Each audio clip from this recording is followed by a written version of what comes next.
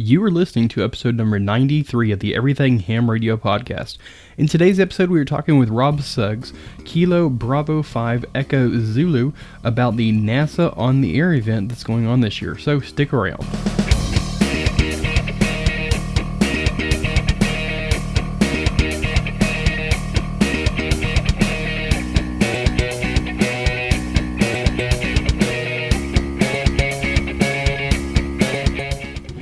Hey everybody, welcome back to the Everything Ham Radio podcast. My name is Curtis, my call sign is Kilo 5 Charlie Lima Mike, and I am your host for this podcast. This podcast releases every other Thursday. You can find the show notes for today's episode at everythinghamradio.com/podcast/93. That's the number 93.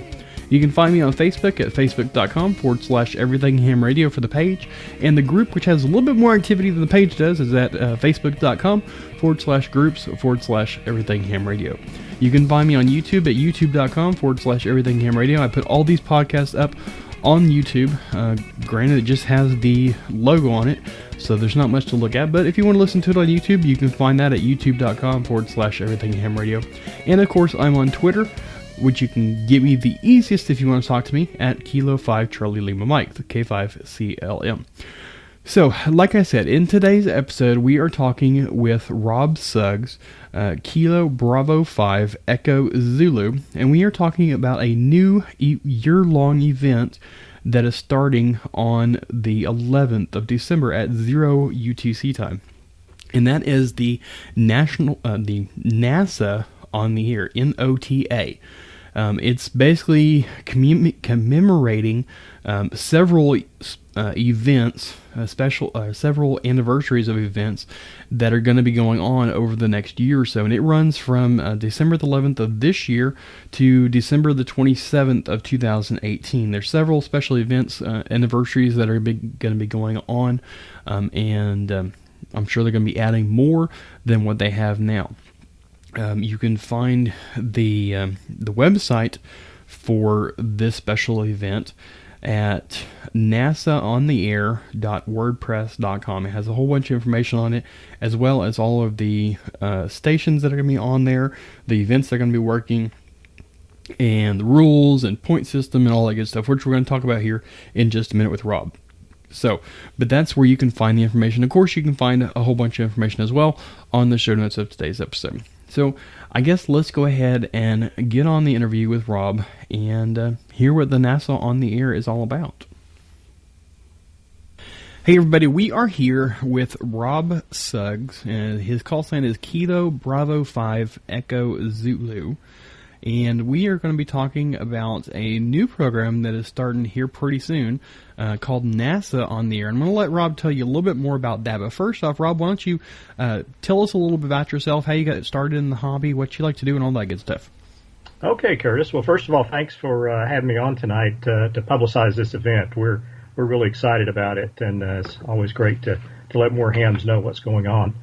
Let's see, I started off as I was first licensed back in 1973, and was a technician class license, took the exam by mail back then, found an extra class operator to give me the test, and passed the code, and then took the test, sent it off, and a few weeks later got the license. So I started out really on VHF, on 2 meters with a Heathkit HW202.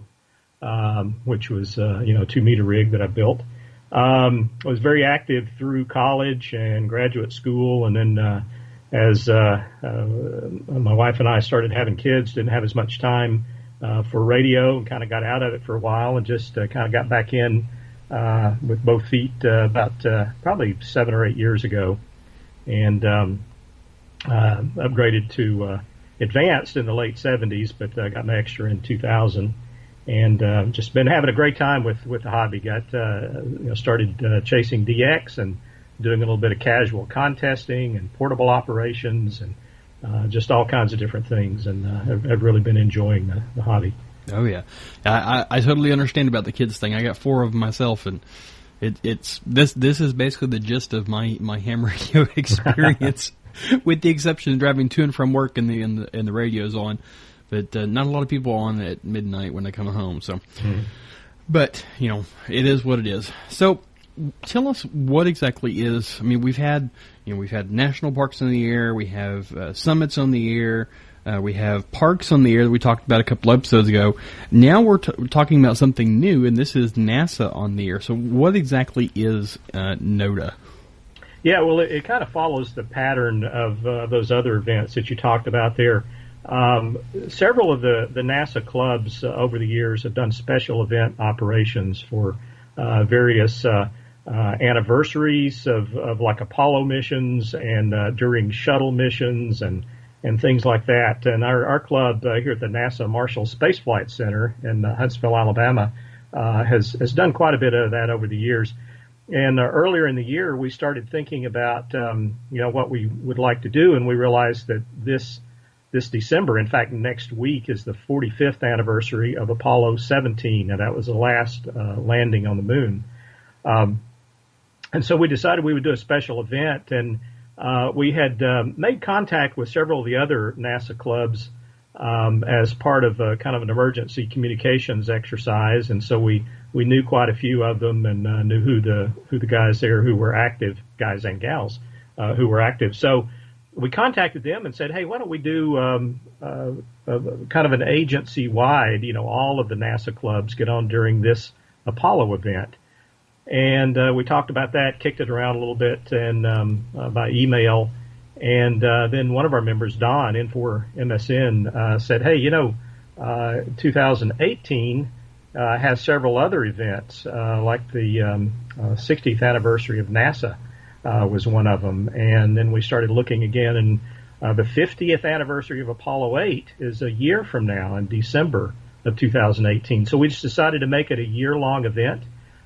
Include all of the NASA clubs that we could locate, and I think we've got 12 clubs that have indicated their interest in doing this. So during this year, we will have several special events. Some of them will be in common with all the clubs, and some of them may be just unique to a particular club, some particular anniversary that's of significance, or some event that's of significance to their NASA center. And then we thought, well, we'll just kind of fill in the gaps there with just casual operating and contest operating. And hey, why not make a point system so that hams can sort of get credit or get points for working different clubs on different bands and different modes. And so we kind of came up with a system for that, and we'll have a website where you can go and plug in your call sign and see how many of us you've worked. And then at the end of next year, at the end of 2018, you'll be able to download a certificate that has your point total and which clubs you worked and that sort of thing. So that's kind of that all sounds a lot like the national parks on the air. Of course, the league has a great system for that using Logbook of the World, and so one of our members, Matt, KA0S, developed a system for us to use where we just upload logs and then let the hams go in and put their call signs in and see who they've worked and who they haven't worked, and then they can chase those other clubs as they like. So from what it sounds like, the majority of the time it's just going to be during the special events type thing that you're going to be working on. Or, I mean, you're going to have like a schedule posted somewhere that people can find when these events are going to go on? Yes, the source for all information about this event is a website that we've set up on WordPress. It's NASA on the Air, one word, .wordpress.com. And if you go there, it'll have the basic schedule. It has a link to the Twitter feed.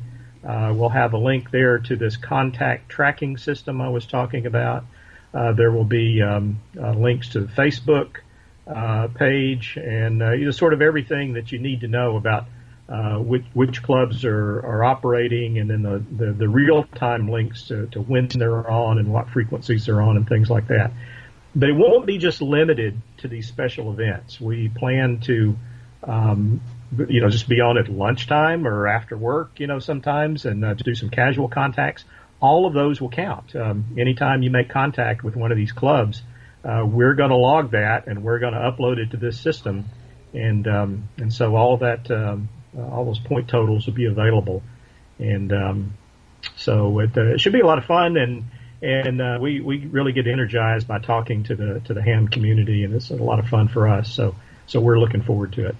Now, you mentioned you have several clubs. What clubs are all going to be participating in this? Yeah, let's see. Let me go through the list here, kind of alphabetically. The Ames Research Center is Nancy Alpha 6, Mike Foxtrot. That's in California. Armstrong Flight Research Center out in the high desert of California is NA6SA. Glenn Research Center up in Ohio is NA8SA. You'll notice a pattern here in these call signs. Goddard Space Flight Center is WA3NAN. They're in Maryland. The Jet Propulsion Lab there in California is W6VIO. Johnson Space Center is W5RRR, W5RRR. Kennedy Space Center down in Florida is N1KSC.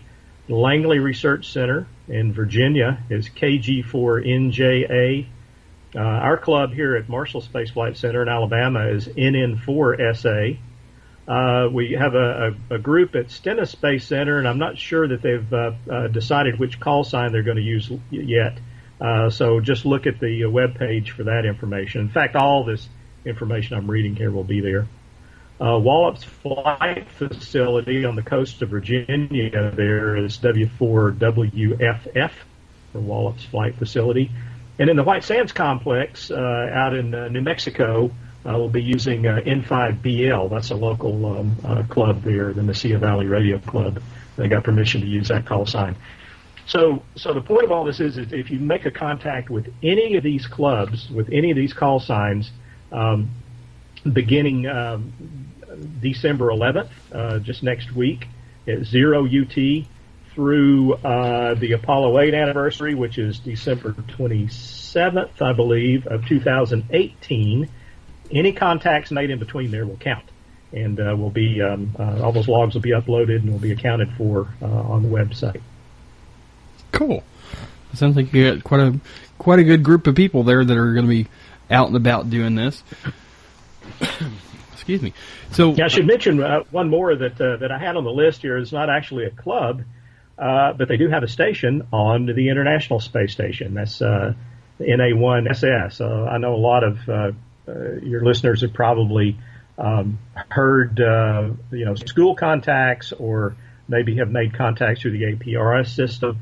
We're not sure if there will be any crew time for the crew to be on the air to try to make contacts, but anyway, we have worked with the ARIS folks, the Amateur Radio and ISS folks, and so they're involved with this as well. So those will also count, kind of in a different way because the logs aren't available for those kind of contacts, but that'll be kind of an honor system thing to get a sort of a special endorsement on your certificate at the end of the year if you declare that you made some kind of a contact through the ISS or you heard the ISS or things like that.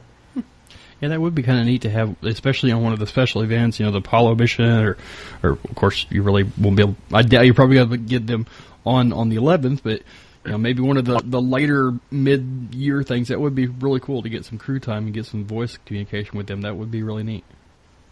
That would be cool. It's their crew time's at a premium. It's pretty tough. They're very busy doing their science and the work that they do on the station. But there's an outside chance that they may be able to get on the air. Yeah. Well, that would be really neat endorsement for sure. So, what kind of? You said all different kinds of different modes and stuff. What kind of modes and bands, I guess, in particular, are they going to be? Are y'all all going to be working on? Well, it's pretty much runs the gamut of everything that's available. It depends on the individual clubs, what they have equipment and antennas for. But we're anticipating just sort of any of the amateur frequencies. Certainly count here from 160 meters and up. I don't think any of us are set up for those new bands, the very low bands there yet. But we're also including satellite contacts. Of course, being a space agency, we need to really emphasize some of those kind of things. We'll be doing some meteor scatter. I'm not sure if any of the clubs are configured for moon bounce, for Earth, Moon, Earth, but certainly that would count if we can get something like that going. And then we thought, hey, let's just open this up and make sure that everybody has a chance. So we're including, DMR and D-Star and Fusion and all of the internet linking stuff as well. So if you work one of these club stations on any band or any mode, is going to count. And we just want to make the participation as broad as possible. Right. Yeah. That's pretty neat. It definitely opens it up a big time. You having the VHF and the Echo Link and stuff like that. And I'm assuming all those are going to be listed on the website whenever the event happens. That's right. Yeah. That'll all be listed there. All right, very good. Well, let's take a quick break and hear a word from West Mountain Radio. When we come back, we're going to talk more about NASA on the Air. So stick around, y'all. Hey, everybody. So are you still looking for that perfect piece of equipment for a Christmas present? Well, West Mountain Radio has some awesome rebates that are going on right now through December 31st of this year. So if you want the power check that we talked about this year, it's $40 off of regular price. Say you need a speaker to hear a little better in your ham shack, it's $30 off for the clear speaker. The Rig Blaster plug and play is also $30 off. There's several rig runners. The 4008U is $15 off. The 4007U is $10 off. And there's several other rig runners that are rebated as well. The Rig Blaster Nomadic is $5 off. The Power Crimp Tool is $5 off. ISO Power $10 off. There's a bunch of stuff that are marked down through the end of December. So make sure you head on over to everythinghamradio.com/WMR to be taken to the page that shows about all the stuff that we've talked about over the past year. And you'll see the banner right there, right smack dab in the middle of the screen that says rebates up to $40 off. Click on that banner and it'll take you to the page where you can see all the rebates that are listed. So make sure that you take advantage of these special rebates that are going on through the end of December. Like I said, there's a bunch of stuff on there. West Mountain Radio has been an awesome partner for me, and I thank y'all for your continued support. So let's go ahead and get back to our interview. Hey y'all, we are back, and once again we are talking with Rob Suggs, Kilo Bravo 5 Echo Zulu, and we're talking about NASA on the Air, or NOTA for short. Last segment we talked about basically what it is and when it's going to work and stuff like that. Let's dive a little bit into the scoring. You said you're going to get points. Is there going to be like like field day where there's 1 point for voice and 2 points for digital or CW or anything like that, or is it just a standard 1 point across the board? Yeah, we talked about that quite a bit. We've had some teleconferences over the past few months, and we just decided to go with 1 point for each. So that it's broken down by mode as well. So we have obviously voice, single sideband or other voice modes depending on the band, and CW would be separate, and then digital modes will be separate. We know how popular the digital modes are, and I really like operating those myself. So you could potentially say work our club in N4SA on 20 meter voice, 20 meter CW, 20 meter digital. That's 3 points. So those are all separate. So that's kind of like that field day model of breaking them down that way. But yeah, we couldn't come up with any way to weight them and give 2 points for this or 3 points for that. So it'll be 1 point across the board. So as far as the digital modes go, then it's just going to be 1 point for any digital mode. I think so. I think that's the plan right now. This whole thing is evolving kind of as each telecon we have. Hey, let's do this. But I think that's probably going to be true now. So RTTY, PSK31, FT8, they're all a digital mode. Okay. Now the space modes, we wanted to handle those a little bit differently. What we called the space modes, meteor scatter, and of course that's that MSK 144 is the typical one there. And then the satellite.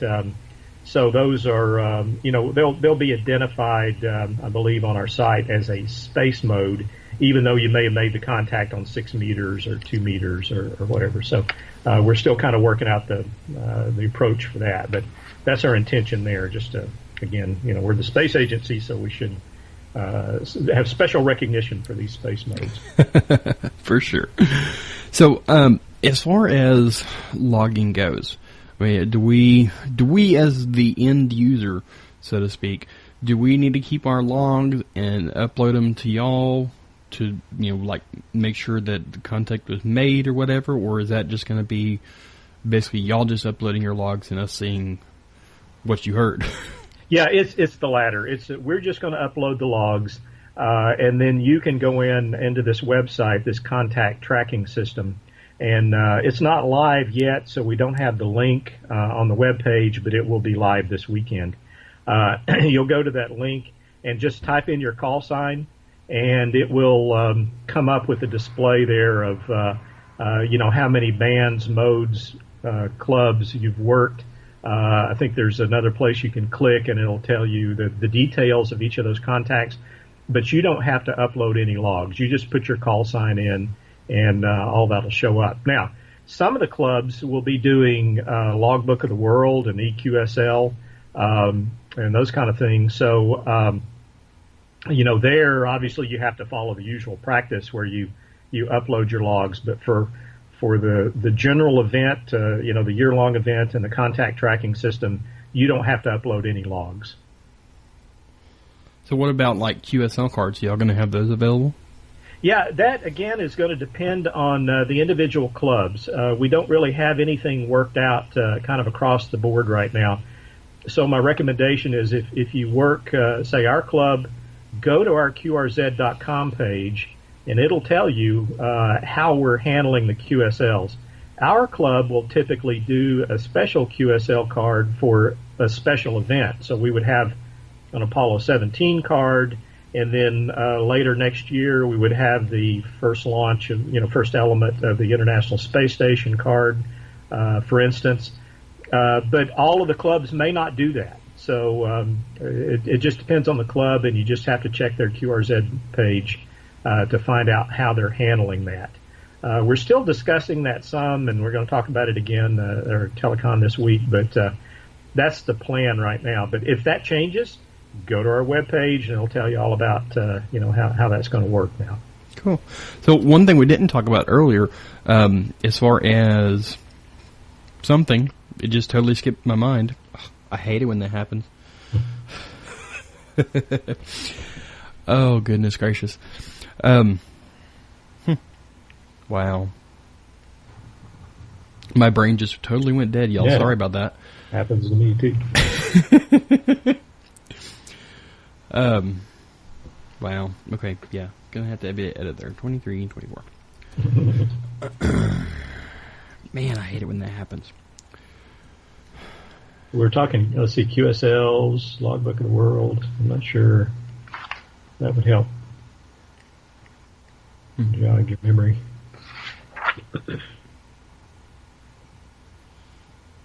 Oh, I know what it was. Okay, here we go. So you mentioned on the, we talked about all the clubs, but we didn't talk about all of the special events. What kind of special events are we going to have? Yeah, the list that we have published so far, this was in QST, in the December issue of QST, is, as I mentioned, next week, the kickoff of this is the Apollo 17 45th anniversary. That's the beginning of the event.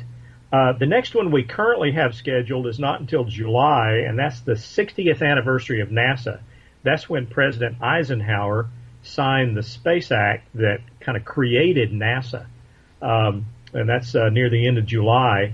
Then in November, we have the first element launch of Space Station, and then the Node 1, which was the first U.S. element, was launched in early December. And we have the Apollo 8 50th anniversary, which is December of next year. Now, we know we were already discussing some others in between. I believe the Explorer 1 launch was in January of 58. So this January, we may very well do a 1 or 2 day event for the Explorer 1 launch.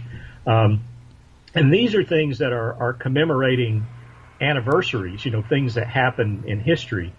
as we make milestones along the way next year of actual flight events, we may be doing special events there. I don't know what the current schedule is for the James Webb Space Telescope. That's a Goddard Space Flight Center project primarily, although many centers have contributed to it. For instance, if that were launched next year, that would be one of the events that they may do. Our club did one a couple of years ago for Exploration Flight Test 1. That was an unmanned launch to the Orion capsule, and it went out to a very high orbit and came back in really fast to test the heat shield.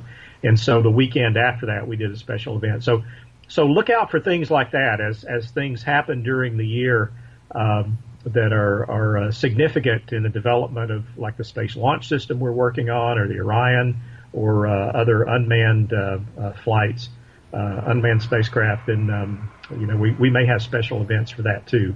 And there's a list that we're looking at now. So I don't think we're going to have something every month, but we may be very close to it. Yeah. But again, I'll remind you though that we'll be on the air. Casual contacts count too. Those are actually more fun sometimes because you don't have a big pile up you're dealing with, and you just get to chat. And then a lot of the clubs do contest operations. And so if we work Winter Field Day, we're going to upload our logs to the contact tracking system.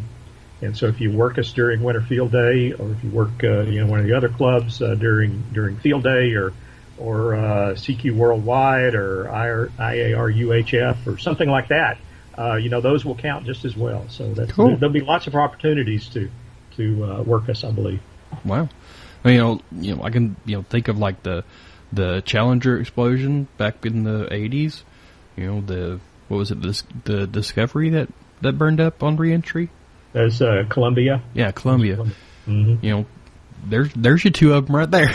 Mm-hmm. Yeah. We look for things that are like a 5-year or a 10-year, multiples of 5 and 10 years, because they're more significant. But yeah, there are things all the time that we could be working. So, any excuse to get on the air is what you need to do, though, right? Right, that's right. And I'll tell you, it's so exciting to be the object of a pile up. Like I said, I do some DXing, and a lot of us do that. And being in the pile and calling and not being heard. But boy, being the object of the pile up is just a real adrenaline rush, a lot of fun. But the contacts that I enjoy most, Curtis, are the ones where we have a little bit of time just to chat with people. Mm-hmm. And so many times we'll have somebody say, "Hey, my uncle worked down at Johnson Space Center," or "I had a cousin that worked on Apollo," or Grandpa worked on X-15 or something like that. And I just love that. That's so much fun to make that connection with people, because this is your space program, and we just get the fun part of working it, but it's all for you guys, and it's so much fun to just reach out and kind of share it with you, and share those experiences too. Right. So what really, I guess you kind of talked about this a little bit at the beginning, but what really made y'all think of just kind of going out and doing this as a major event like this? Well, I think part of it was the success of the Parks on the Air event, and how much interest that inspired of people chasing things. And and there's been other stuff like that going on for many years. The lighthouse is on the air. There's a museum ships. There's just that Route 66. I love that, and the 13 colonies. All of these HF events where you're kind of collecting different stations and locations and things. All of those, I think, helped inspire us to try something like this. And it's also been just a lot of fun to talk to all of the NASA centers. There are, in the course of my work, there are probably 2 or 3, sometimes 4 that I have contact with kind of on a regular basis. But NASA's kind of all over the country, and most of these centers we had never really talked to before, and it's just fun to kind of make that connection with them and to realize we're all going to be on the air at the same time, and we're all looking forward to working each other as well. Yeah, that is pretty cool. So, I guess, that's pretty much all that I have. I thank y'all very much for doing this, and I know it's a lot of work that goes on in the background that we as the end user don't realize. You already gave us the website. Is there, are y'all accepting donations to help offset some of the cost that's going on with this, or? No, we haven't talked about that, and we're not sure how we would work that. The way, we're doing this all on kind of a shoestring budget. I probably should point out here that these clubs are typically funded not with appropriated funds. It's all done with what's called non-appropriated funds. It's kind of like each of the centers have what's called an exchange council. And it's kind of the money that comes through the vending machines and the gift shops and things like that. So, but none of us are working on much of a budget here, and it's mostly the club member dues that contribute to printing the QSL cards and repairing equipment and buying new equipment occasionally. So. But no, we won't be. I don't think we're accepting any donations. However, with the QSLs now, I think just about all of the clubs who will be doing the QSLs certainly request self-addressed stamped envelopes. We just really don't have the budget, for stamps, and right. And hams are great about doing that anyway. I mean that's just a natural thing for an event, but that's the only thing. Just put your stamp on the envelope, and we'll take care of the rest. Okay. Now, we all have the maybe the putting the QSL cards online on the tracker, where somebody can just download it. We've talked about that some. We certainly had intended to do that for the certificate at the end of the year, but we've also talked about that. So stay tuned to the website. There may be a development in that area as well. Certainly, those of us who upload to EQSL, that's one of the facilities there, I guess. You can upload a QSL card, and so some of us may be doing that as well. But at this point, I can't say that we're going to have downloadable QSL cards on our tracking system, but we will have the certificate at the end of the year. But that's all subject to change. We have a year for this thing to evolve and morph as time goes on. Right. Well, Rob, I definitely thank you for coming on and talking to us about this. Hopefully the event goes off without a hitch. Knock on wood. But, I hope that this kind of spreads the word a little bit about it, and you get some extra people that don't know about it. I didn't know about it until I saw a article on the ARRL newsfeed a couple days ago. And you were awesome enough to come on such short notice and talk to us about it. I wanted to get this out before y'all actually went live, and this episode will go out in a couple days on Thursday. So, hopefully some people will hear it and will know about it and can get in on the first go round. So they don't. So they don't miss that opportunity of getting those points. Yeah, that's great. And Curtis, again, we do thank you for helping us publicize this, and we look forward to catching you on the air as well. Well, I have my radio here, but it doesn't work that well. Well, if you're you mentioned the car radio, if you're Echolink and you get linked up to one of the this is true part of the network. Not sure exactly how we're going to work all that yet, but again, that'll evolve too. Yeah, I can definitely do Echolink. I got that on my phone. So all right. Well, Rob, thanks again for coming on and sharing with us about NASA on the air, and hopefully you'll have a awesome event and have a bunch of pileups. All right. Well, that's what we're looking forward to it, and we look forward to those casual, just getting to know you guys out there too, and kind of sharing the fun that we get to have here with you. Awesome. Well, thanks again, and I will talk to you on the air hopefully. All right. 73. Hi. This is Dan, KB6NU, author of the No Nonsense Amateur Radio License Study Guides.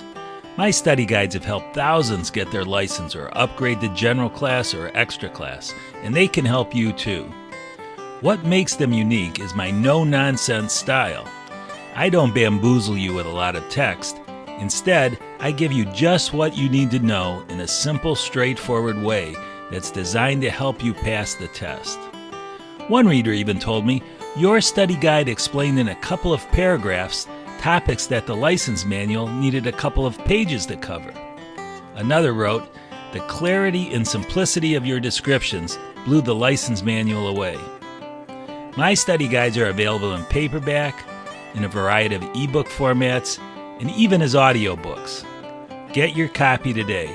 Go to kb6nu.com/ETHR for more info. Thanks.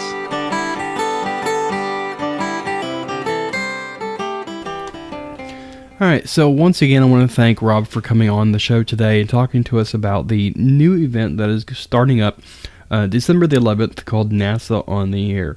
A lot of great information, and I really enjoy hearing about these new events, so to speak.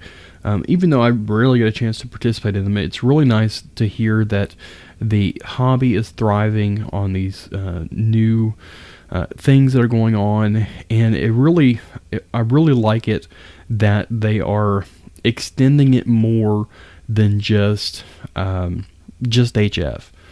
For those that are technician classes, or and that's all I have, they don't have HF capabilities. I really like it that they're going with the DMR, that they're going with the Echolink and stuff like that. It really makes it nice to get other people involved that doesn't have HF, or that doesn't have HF capabilities like myself, and include them as well. And the NASA event is something that is celebrating the a big portion of what we as Americans, and even some of the others, the cosmonauts and stuff like that are all the other nations that are involved with the ISS. This is helping celebrate with them too. I would think, the whole space interaction thing, with Eris as well, all the satellite stuff. So all this stuff combined is really, I think, a big thing to help commemorate. And there's so many things that are going to go on this year. So many anniversaries that, it makes perfect sense to do this year-long thing. So my hat goes off to y'all out there that are putting this together and volunteering your time to do all the administrative work in the background. So if you participate in this event and make the context, make sure that you thank the operator that's there, and those that are behind the scenes for doing this and setting this up. This is just one more thing that we add to our special events that are going to be going on this year, and it's great. It's great to hear. So, before we close for this episode, a couple things I want to talk to y'all about. We have one more episode left this year. And that one's coming out right around Christmas time. I think like the week before Christmas is when it's coming out. So it's almost the end of the year, and we're going to be starting up the new year pretty soon. And I've gotten some ideas of what I'm going to do. I'm not going to say anything about it in case it doesn't come to fruition, but I've got some plans for next year coming up, and hopefully have some good ideas, and hopefully can find some speakers to come on and talk to y'all. So if any of y'all would like to come on, and y'all have an idea of what you would think a good show would be, please make sure you send me an email. My email address is k5clm@everythinghamradio.com. There's been a couple of episodes over the past few that have come from y'all, and I thank y'all for that. But if you would like to come on this show and talk to them, that would be even better. I've been working on trying to get somebody to come on and talk to me about the Lighthouse's Lightship special event that goes on. I want to get somebody on here. So, any of y'all know anything about it, please shoot me an email and let me know. And then there's a couple of little things that I'm in the works but like I said, I'm not going to mention anything about that just yet. Hopefully, first episode of the new year, I'll have announcements for that. But the other thing that I want to mention, I've been selling these signs now for coming up on 3 months or so, and I've sold a few, not a whole lot, but these will be perfect Christmas gifts if you can get your order in like ASAP. Within the next week or so. I think the cutoff for Christmas is somewhere around the 12th, maybe 15th or something like that for regular shipping. So if you would like to have something as a Christmas gift for anybody, make sure you send me an email as soon as possible. I'm getting rid of the swag store, so please don't go there and make your order. Just send me an email at k5clm@everythinghamradio.com, and we can discuss what is going on. In the same lines of that, my wife and I decided to kind of run with this whole sign business thing, and we're planning on putting in quite a big investment in the coming year in making these things, not only for ham radio but for anything. Christmas gifts, Valentine's gifts, Father's Day, Mother's Day, all those types of events we're looking at getting into, and doing craft shows and stuff like that. So that's going to be adding a little bit more to my plate, but I really enjoy doing these things. I really enjoy the woodworking aspect of it, and it's my wife is kind of finally getting on board with me doing it as well. Before it was like, I need to go out and do this, and like, okay, fine, go and do it. But now it's actually along the lines of you need to get out there and do it, rather than me asking, she's telling. So I've got a lot of stuff coming up with it, and a lot of plans for it. So I will be making an announcement probably around in the first quarter, like February, March, or something like that. Making a new website for it, and we're going to officially launch in, I believe, March 1st is when we're officially going to launch our business along with the website and stuff like that. So each of y'all out there, if you pray, please pray for me and my family that we can get this going, and we are going to be working diligently on getting this going as a for primarily secondary income right now, but in goal of this becoming our primary income and me being able to stay at home with my wife. That's my ultimate goal within the next 5 years or so, is to be able to stay home, or at least have my own business. So that is my plans as to what's going on with it.